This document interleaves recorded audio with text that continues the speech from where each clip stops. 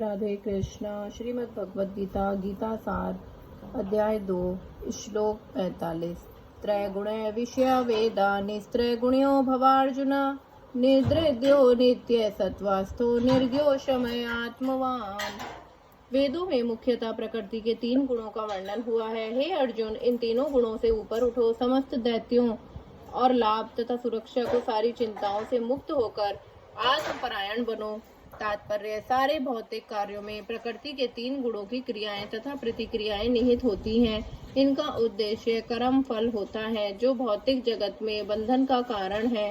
वेदों में मुख्यतः सकाम कर्मों का वर्णन है, जिससे सामान्य जन क्रमशः इंद्रिय तृप्ति के क्षेत्र से उठकर आध्यात्मिक धरातल तक पहुंच सके।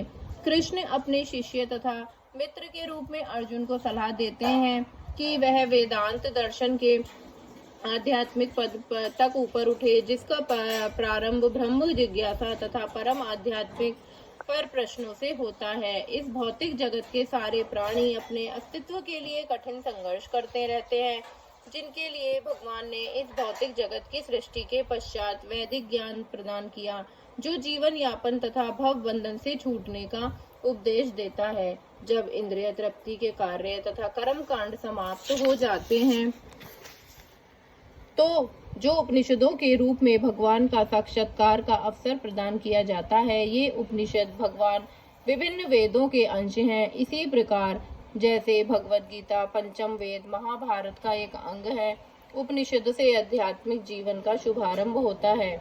जब तक भौतिक शरीर का अस्तित्व है, तब तक भौतिक गुणों की क्रियाएं प्रतिक्रियाएं होती रहती हैं। मनुष्य को चाहिए कि सुख दुख या शीत ग्रीष्म जैसी दैत्याओं को सहना करना सीखें और इस प्रकार हानि तथा लाभ की चिंता से मुक्त हो जाएं। जब मनुष्य कृष्ण की इच्छा पर पूर्णतः आश्रित रहता है, तो यह दिव्य अवस्था प्राप्त होती है। राधे कृष्णा।